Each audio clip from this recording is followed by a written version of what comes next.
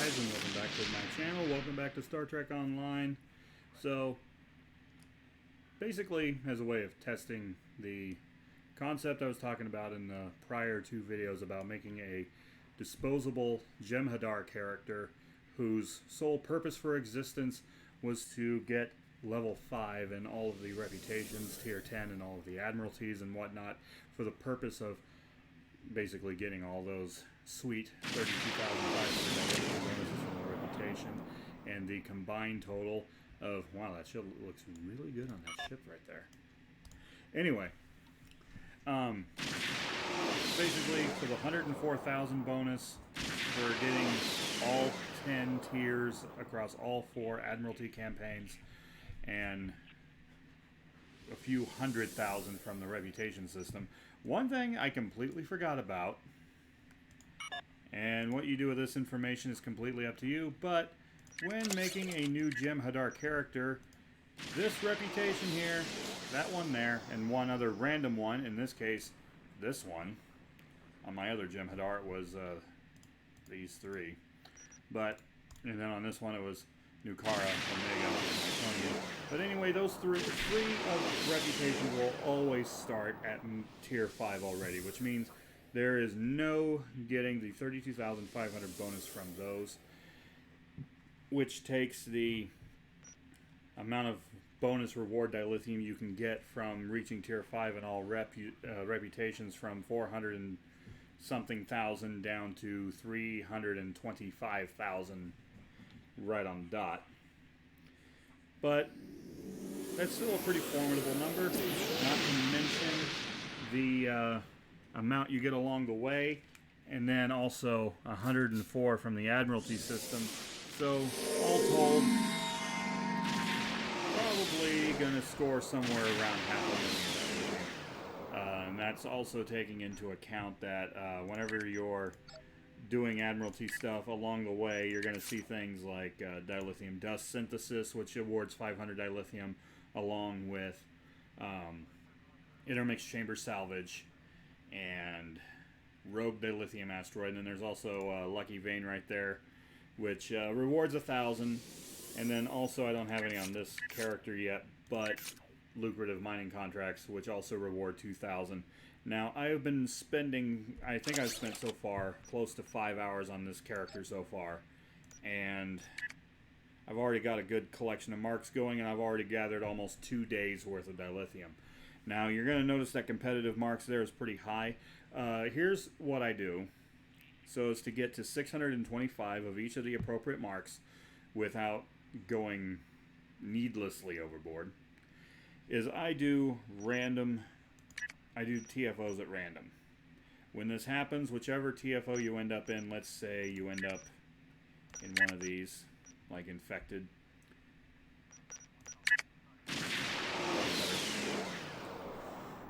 So let's say you end up in one of these, you will end up with your only choice of marks being Omega, of course, and of course Omega's already a tier 5 on this character. But you will also get a random TFO reward box, which, depending on its rarity, will contain anywhere from 50 to as much as 150, also depending on the difficulty, maybe even as high as 200 marks of your choosing across the entire system. Well, because I rarely ever, in fact, I don't think it's ever happened across all of my now 12 characters, it has never happened that I got put in a competitive queue. In fact, even when I deliberately select them, one never pops up. And pretty much when you do random, what happens is you will get paired with a group that is about to launch, but doesn't have a full team. So you get paired with them to kind of basically round out their team. You're basically telling the computer, I will take whichever TFO you got. And you're given an extra reward for this because you're saving other people from having to wait an extra 5, 10, 20 minutes waiting for someone to select that queue specifically, but at the same time, you get an extra reward. And what's more is the extra reward box itself will also contain a dilithium equal to the number of marks in the box multiplied by 10. So if you get 200 marks, you get 2,000 ore. But back to the main topic here. The reason why my competitive is up to 536 is because, as I stated before, you need 625, 630 marks in order to go from tier 0 to tier 5 in 20 days time. Excuse me, it is like 2:09 here in the morning, so yeah, I'm a night owl. Sue me. Anyway, when I choose my reward for the from the random TFO box, I choose competitive to get that one up as high as I need it to be first. After that, I focus on Gamma, and then I will focus those boxes anyway on Gamma, and then Lucari, and then Delta, and then Dyson. The fact that I have marks in these but not these is because I actually got put in those TFOs. Another option too is I could always do, you know, the new event.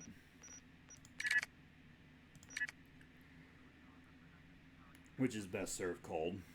Now, a lot of people who do this one tend to just fly about it all willy-nilly, not really paying much attention to what they're doing, or at least that happens some of the times with a lot of people.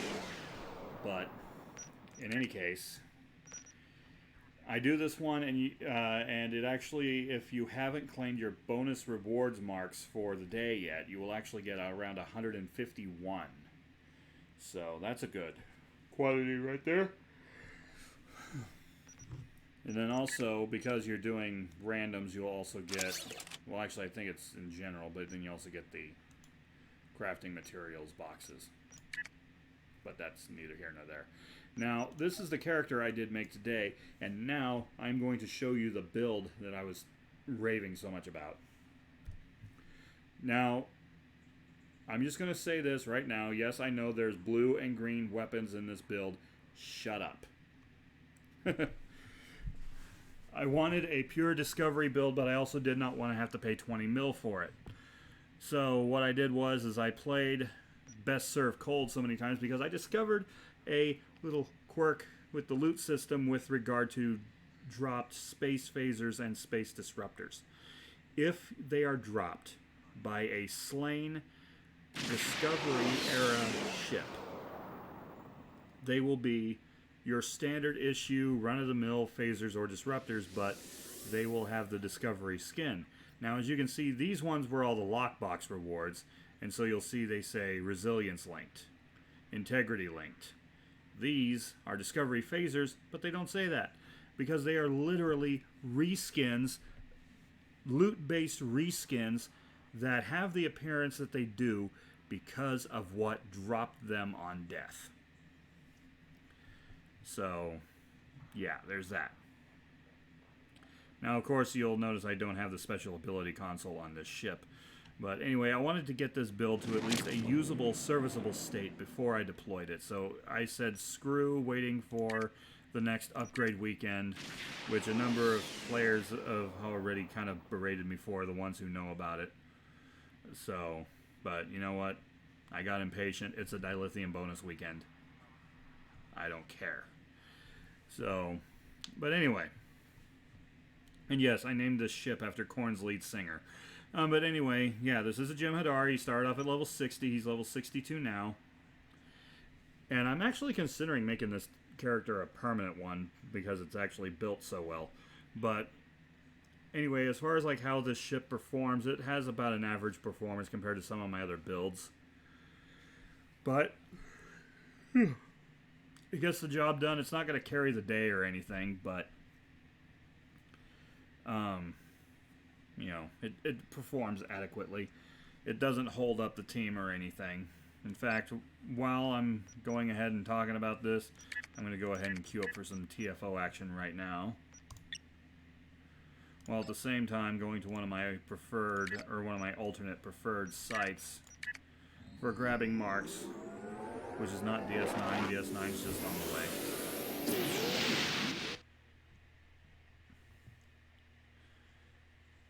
If nothing else, while I'm waiting for a queue to open up and get thrown into it. Watch, that button's going to be there right now. Or not. That is surprising. Anyway. While I wait, I figure I might hang out in the Badlands, kill some Terrans.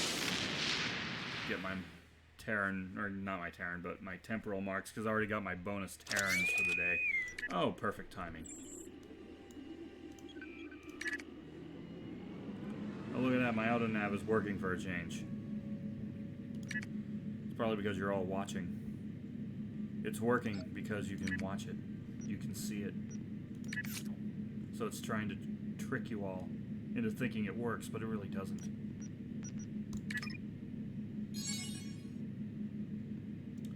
Oh, hey, look at there. Speaking of dilithium bonuses from ranking up Admiralty, there was 1,000 from that task, and another 1,000 from ranking up the thing. This is very, very freaking rare. This is actually the 3rd time today that this specific queue mission has pulled up. It is very, very rare. In fact, it's very rare I even get this one at all, but it has happened 3 times today. Not that I am complaining. And I think I have a lower tier science vessel I can put on that. But yeah, like I was saying, it's rare that this one even comes up at all, much less 3 times in one day. So basically, like I was saying in those other 2 videos, once this character has done its job and served its purpose, its various gains from its various activities outside of the dilithium can, of course, always be donated to your starbase holdings before you get rid of the character.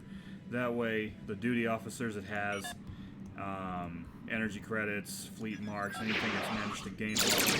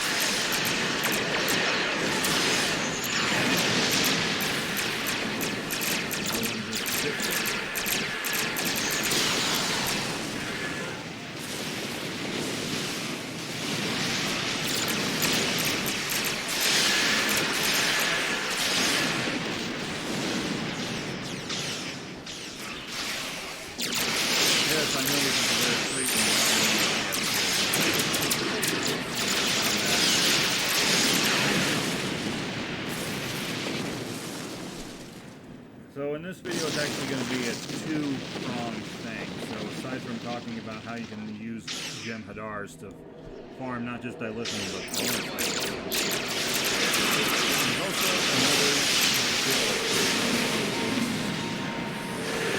some of you have seen the ship in question,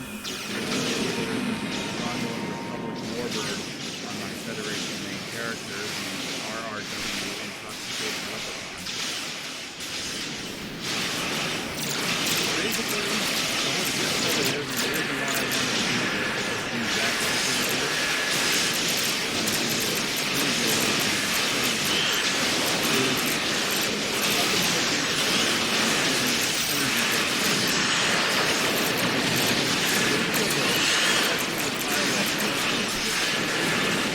because the only way you get the maximum potential out of a firewall cloak is to get because that's the only weapon they can fire while under cloak. So, that being said, torpedoes usually fairly poor against shields. So, when I go for a shield, you have to cover your weight and you don't want to have to do it. Typically, the type of player who doesn't necessarily rely on the repeat for fire support to take down one.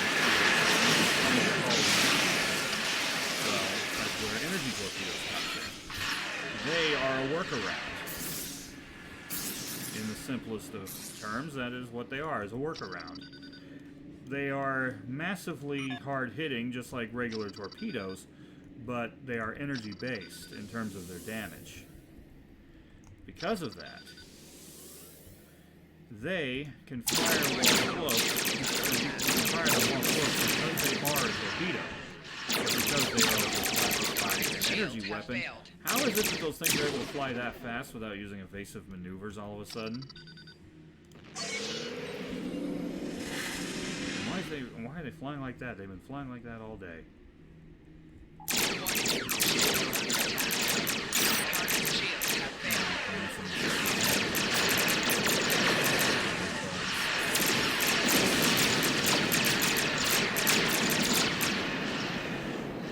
Anyway, the energy torpedoes are essentially a workaround. The idea is, because you're not going to have good for a second, you need to instead have very good DPS damage.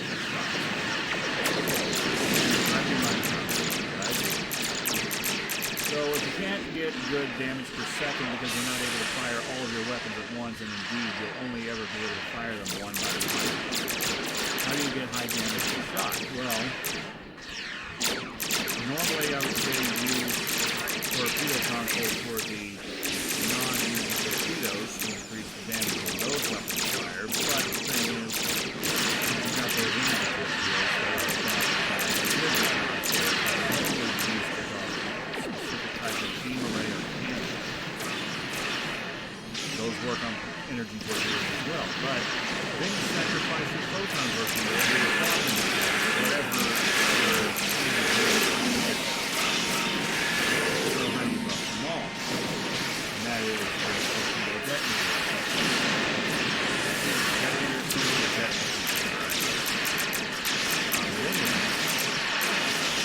those ones are the ones that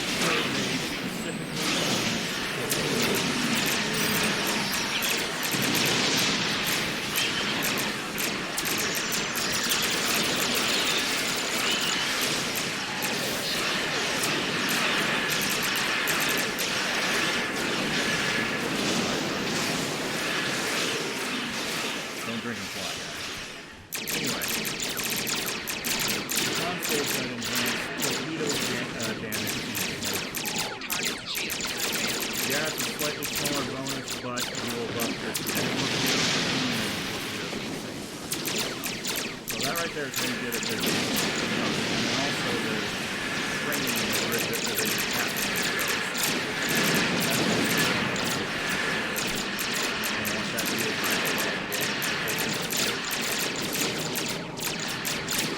now the energy torpedoes are weapons. If I recall correctly, they suffer from the same drawback of a starship firing its weapons at long range, in that anything past 3 kilometers and even the energy torpedoes will start to suffer.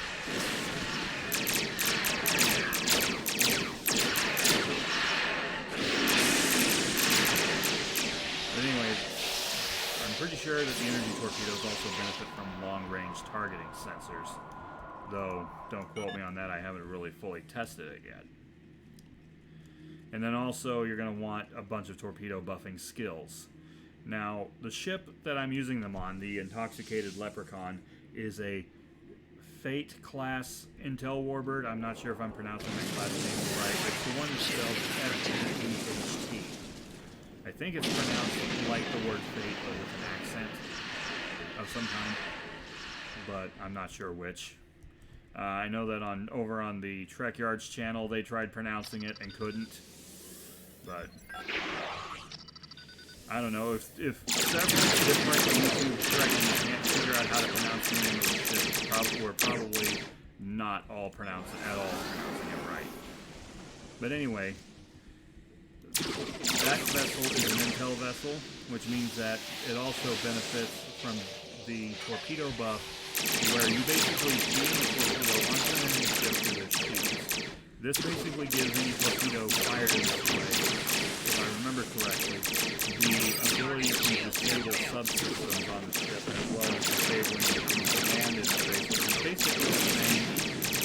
hitting them with a striker ball device, but not knocking them into the plant. Right. It just knocks them in for about 1 or 2 seconds. And then also, because the fake can fire while cloaked,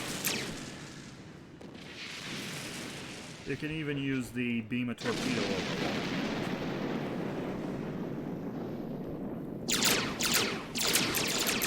Now, another thing you're going to have to do, and this is not so much as to increase DPS, as in damage per second, it's to rather prevent it being decreased. Because you're firing one weapon at a time, you need to be able to make sure that you can sustain that firing speed, which is where 3 purple quality torpedo reloading costs. Wow, this is back on it. Anyway, you're going to want 3 purple quality torpedo reloading. Now, of course, you can get a free one by doing that one Nimbus 3 mission where you get the Romulan who goes by the name of Law. He's sort of like Nimbus 3 from what I understand of his backstory. And then there's also a couple of other good purple quality ones also characters that have these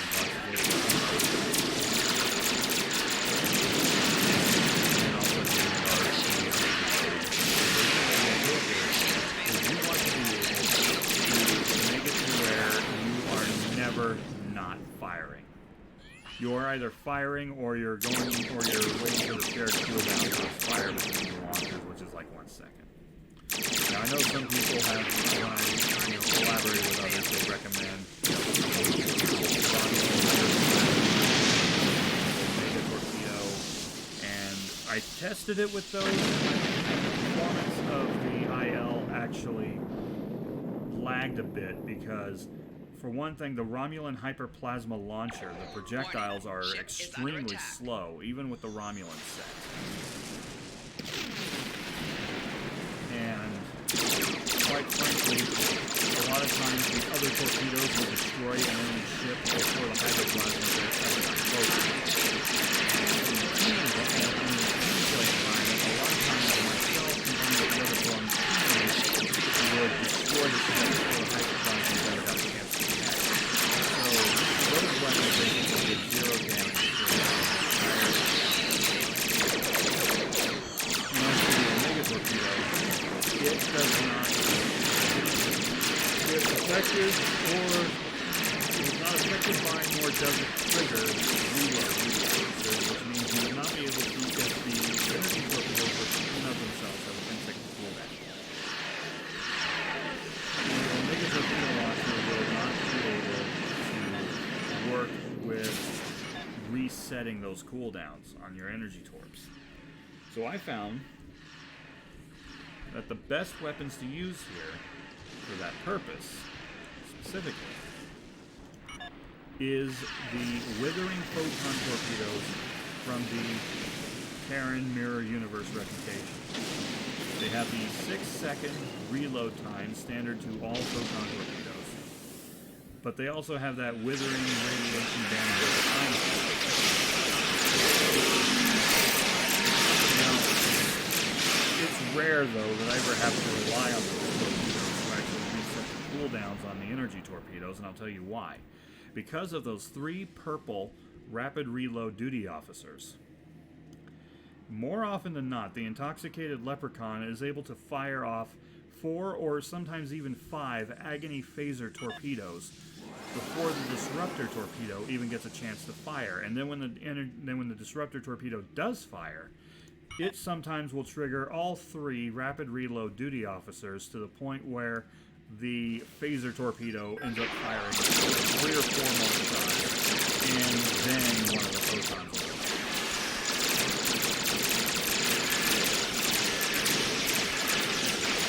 So once I'm done with this TFO, I will finish. Some of you know this, but Beta Thorador, which is one of the Tau Dewa system controls, is actually sort of my proving ground for at least stage 1 proving ground.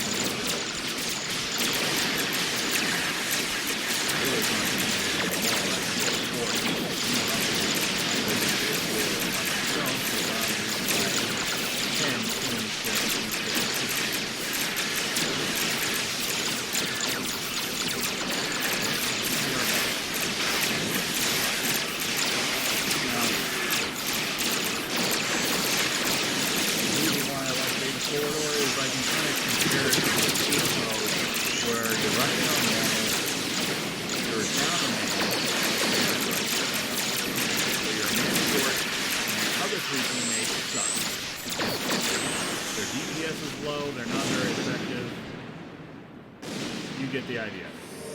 It's like playing a normal TFO where you have to carry the team. So, that's why I use it. And in it, I'll demonstrate what I mean when I talk about how sometimes, the phaser torpedo will actually be able to get off several shots before it has to go on a cooldown. And even then, when it does, it's the next energy torpedo that fires will somehow get the cooldown.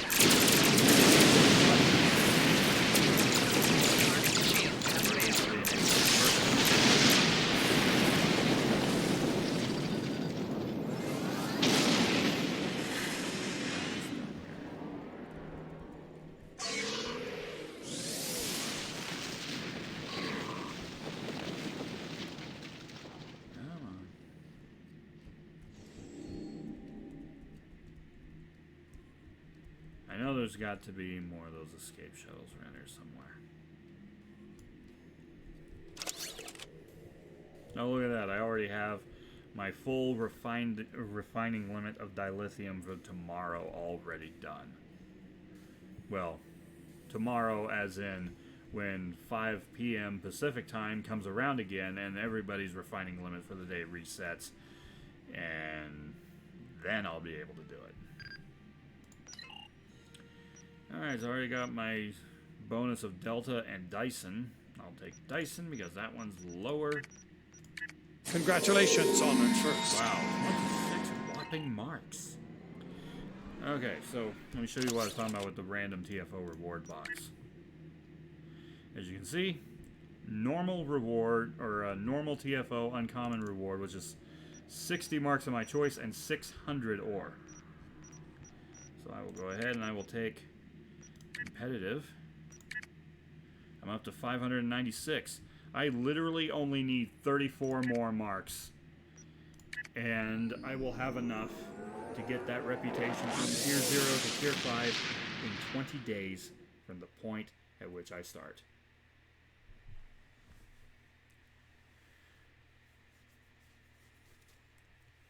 So there you have that. Now that one's over with, I'm going to go ahead and keep to what I was saying I was going to do. And I will show you what I'm talking about when I say that there is a way to make a very, very high damage output energy torpedo boat.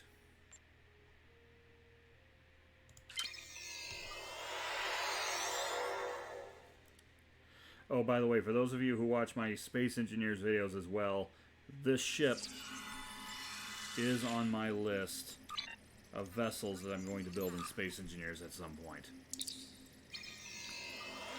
I've been looking forward to, for some time, getting away from doing Romulan vessels and doing Romulan. Come on now. Load up. Come on now. There we go.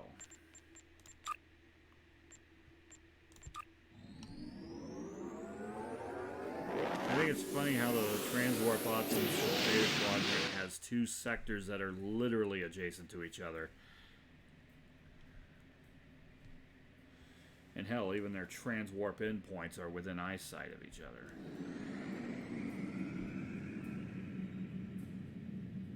And now you people know why I always keep an Excelsior class ship around. Okay. Another thing that's important too is that if you're dead, you're not killing. So to that end, it's always a good idea to heavily armor your ship as much as possible. Now this particular class only has 2 engineering slots, but the fleet version has 3. So you can always put on a Discovery Reputation Triburnium, I think it's Triburnium hull plating. It gives plus 40 defense against all 6 of the known energy types. Now that's more protection than even the best hull armor. It just doesn't, it's just that unlike neutronium, it doesn't cover cold, radiation, or electrical damage. Please don't let the Enterprise warp in. Okay, good. Sean's being lazy. Alright, so we are cloaked. Now bear in mind, the phaser torpedo is orange. Just like it's... So there we got our salvo. Oh, look at that. The fourth launcher didn't even get a chance to fire before the first one was recovered.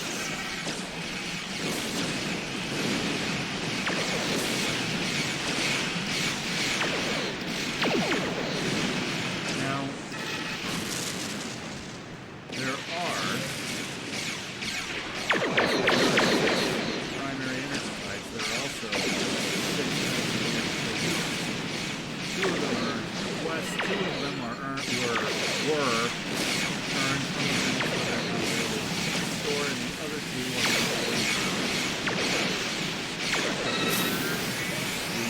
the ones available from episode is and Disruptor. Phaser and Proton were available.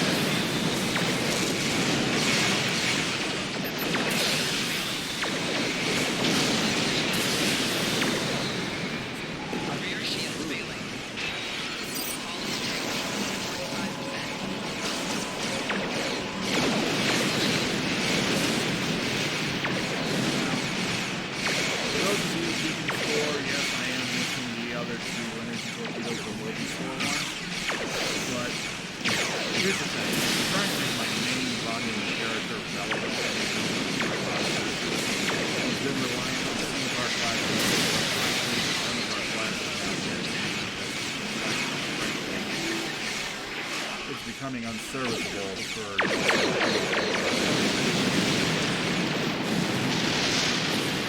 what I prefer for those, because I like to go with cannon with one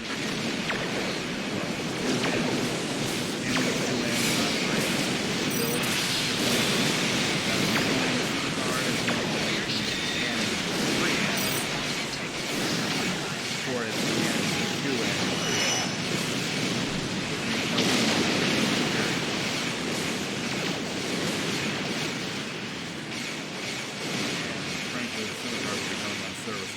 For that purpose.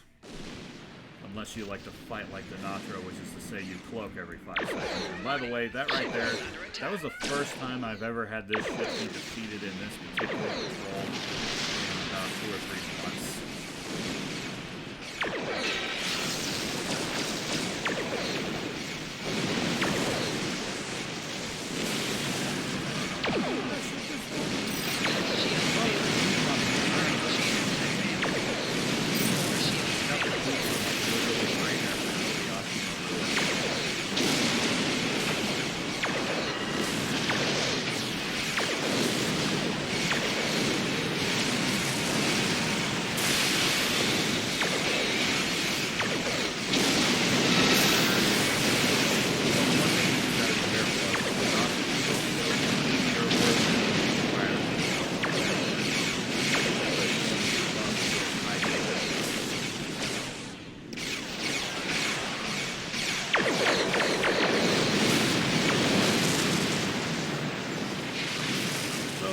Not a bad run at all. Wasn't my best, but it was pretty good.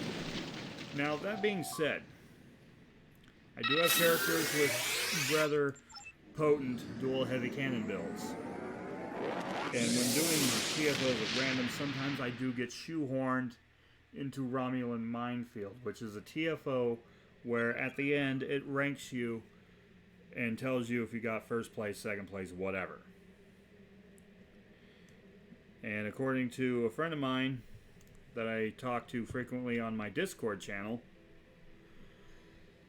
the scoring for that goes based on damage and how much healing you do on your teammates. Now, the player that does the dual heavy cannon build, for example, she's a science character, which means she's really good at ship healing, but also she's able to boost her damage not by boosting her weapons directly, but by weakening enemy defenses. So, yeah. Anyway, even when using attacks and techniques that buff her damage output, sometimes the best she gets in Romulan Minefield is she'll get like 3rd place. But then again, or we're going to take into consideration here the team that she tends to end up on. She's a fleet admiral, and all of her gear is high-end end-game stuff. But she'll end up being teamed with a lot of captains and below, and somehow she'll end up taking 3rd place. But this ship gets first place about 40% of the time. The rest of the time, 2nd place, and I think it only took it took 3rd place once. This thing has never performed badly. Not to mention it looks sick as hell. I mean, this thing looks like a cross between a Romulan vessel, an Air Force fighter, and a Section 31 cruiser. Or at least a Section 31 escort vessel. So yeah, the thing kicks ass and looks good doing it.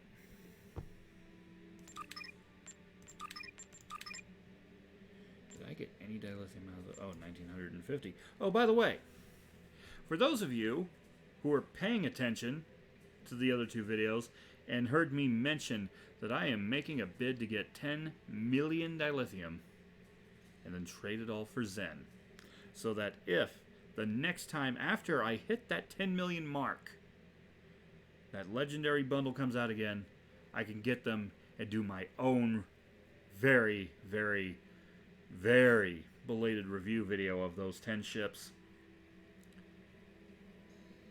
I'd like to show you the progress that I have made so far.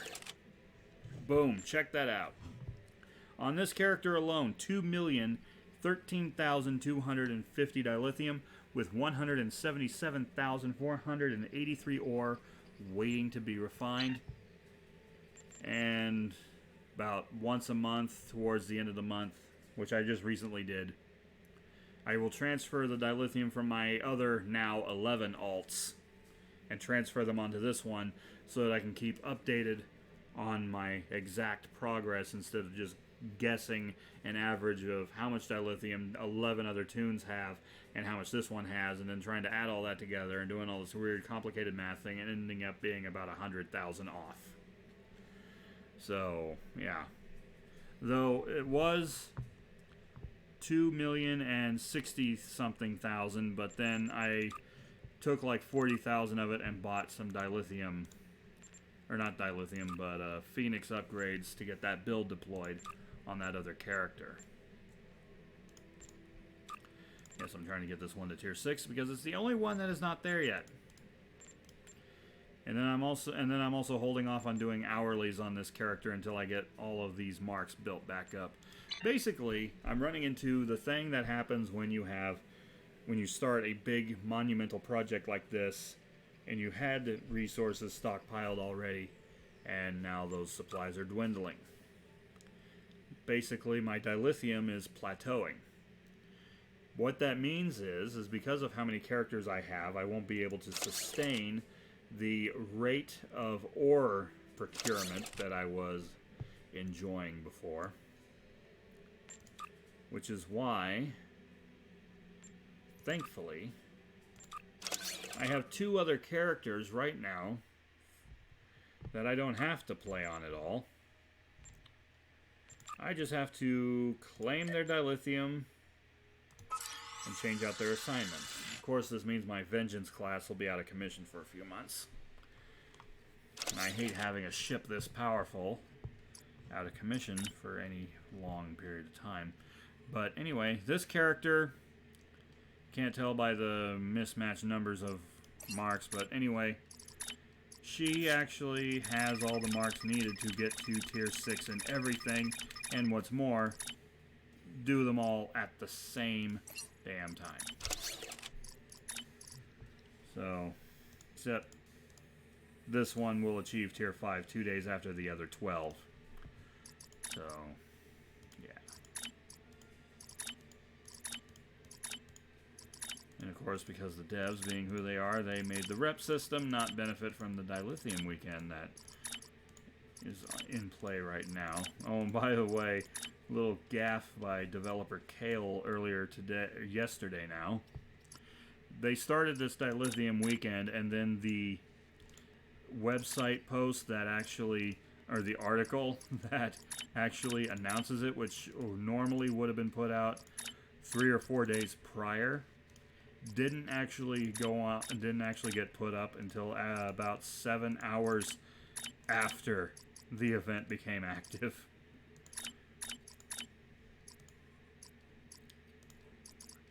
Approximately. Actually, you know what? I think it was more like maybe 2 hours, actually. But still, though, it was like 2 or 3 in the afternoon for me, and they're like, "Oh yeah, starting as soon as we come back from maintenance, starting at around 10 a.m. Pacific time, it'll be dilithium bonus weekend." And right as that thing went up, I look at the time, and it's today, as of when the thing was posted, but the time was, now mind you, I'm in the same time zone as the devs. This article basically said that in the future, the event will start a few hours from now, or will start a few hours ago, is if you take everything that happened with all that and combined it together. Oh, by the way, one thing I also do recommend doing is stockpiling these.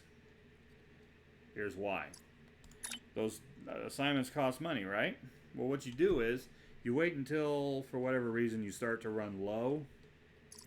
Then you open them all at once and then sell what you don't need, use what you want, sell what you don't need. And then this will come right back up, and it should last you a week or two, depending on how many of these you're doing at once. Now, I'm not going to bore you with doing Admiralty stuff. And then, oh yeah, another thing I wanted to do. You see, for me, right now, it is Friday morning, 2:48 in the morning on Friday. These reputations are at 75,000, which means this, when these clear, there will be 4 more days, which means, let's see, it's 2 o'clock, 20 hours from now, it'll be 2,200 hours, which is 10 p.m. So at about 10:49 p.m. tonight, well, actually 10:46 p.m. tonight, these will all be done. And on these, I'll have 4 more days, so Saturday, Sunday, Monday, Tuesday. So by next Tuesday, these ones will be done at Tier 5, and this one will hit Tier 5 on Thursday. So what does that mean for my dilithium project? Of getting to 10 million? Well, let's see.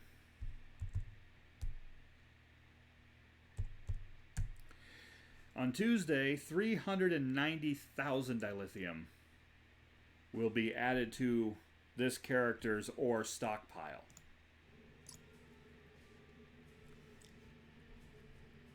After that, 2 days later, another 32,500 will be added from the competitive one, bringing the total amount of ore that will be added to 422,500. At 8,000 dilithium a day, it will take 52.8125 days. So 53 days to refine all of that. But just that. Remember that the Tier 1 to Tier 10 bonuses for dilithium from all 4 of the Admiralty campaigns adds up to another 104,000, and that does not count or include in the base calculations things like lucrative mining contract, which is going to add another 2,000, and oh my god, I love it when this happens like that. A 2,000 dilithium ore event on an assignment that only takes 30 minutes, and I can complete this with just one ship like that. Oh, you know what? Let's go for some skip token, shall we? Oh, we can do better than that. Come on. Show me a 90+% chance. Getting a critical. 89. Oh, come on.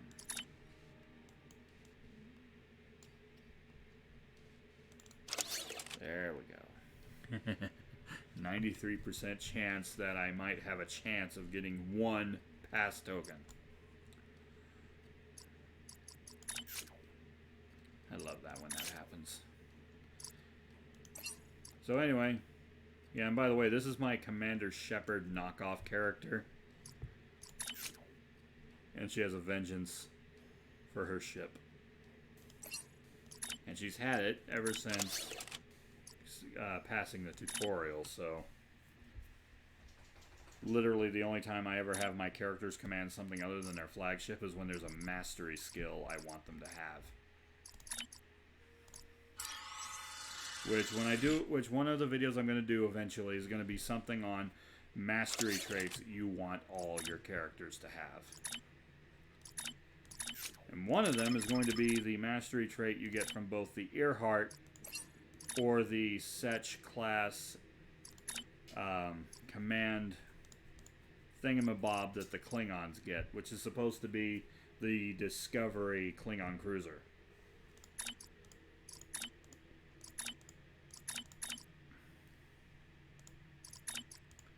Now this guy is roughly 5 days behind Commander Shepard, so if Shepard's going to hit Tier 5 on these on Tuesday, this character will hit Tier 5 on everything at the same time, by the way. Well, actually, yeah, Shepard's 5 days away. He's 10. So if Shepard's going to have it by Tuesday, he will have it by the following Sunday on August 2nd. Is when he'll have Tier 5 everything, and another 422,500 ore will be added to his stockpile, and it will take just under 2 months to refine just that alone. And this character also has all the marks needed to be just a simple log in, change assignments, log out, call it good. Now as for that Jim Hadar that I started off this video with, I'm not going to have him start doing reputation assignments until such time that he has at least 625 marks in all of the reps that did not get boosted to Tier 5, which I think it's kind of weird that they pick 3 reputations and they start them off at Tier 5. Because, I mean, if you're a real number junkie, that almost makes doing a Jim Hadar not worth it. But then again, there's the fact that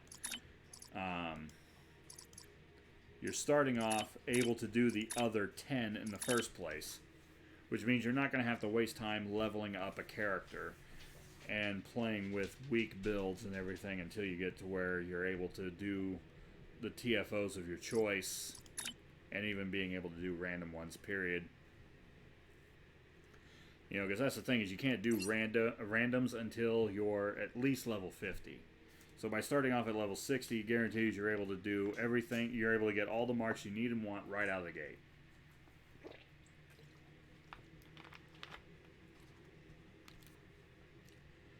And I actually am still considering making that Jem'Hadar permanent just because it's a Vanguard Jem'Hadar, which is better than the Jem'Hadar I've already got. But also, the Jem'Hadar attack ship that Jem'Hadar characters start off with already has a fairly formidable build on it already, which means I don't really need to keep a build around that I can transfer from character to character to character. So, you know, it saves a bit of time and resources. Now this Jem'Hadar, on the other hand, is definitely one that is not going to get thrown away.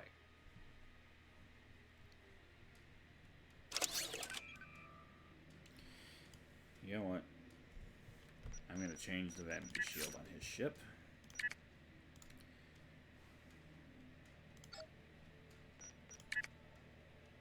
Did I not claim the Alliance vanity on this one? Oh, by the way, devs, a glitch you might want to fix is that you can claim this thing over and over again at a rate of about once a week.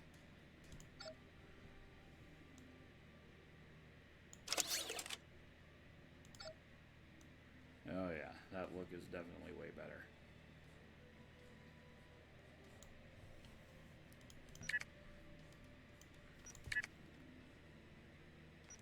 Yes, I have a lot of ore.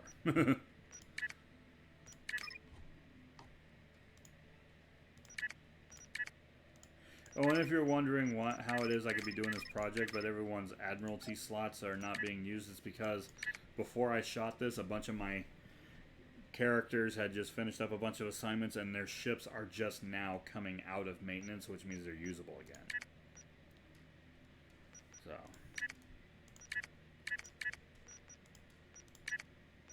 And then this character, I'm trying to get him to tier 6 and everything. Though, I don't know why, honestly, because, quite frankly, there are no fleet Jem'Hadar ships, which is kind of a letdown. So, anyway, that was pretty much all I wanted to talk with you guys about and give a little bit more elaboration and explanation on. So, I am, of course, the Sage of Games. Thank you for joining me on STO. Next time, I'm going to be talking to you guys about a special project that I decided to start in Space Engineers. This particular one has to do with a ship that is very popular despite how old the game it comes from is. Specifically, it has to do with the Ark Royal class battle carrier that used by Starfleet during the game Star Trek Starfleet Command Volume 2. It basically combines some aesthetic properties of the Constitution and Excelsior classes, but it's a ship that is close in size to the Galaxy class, but it's actually a heavy battle carrier. And if anything, boasts a more impressive carrier appearance than the Jupiter class for a ship of its era. So, I will see you guys next time. And until then, stay safe out there. Bye-bye.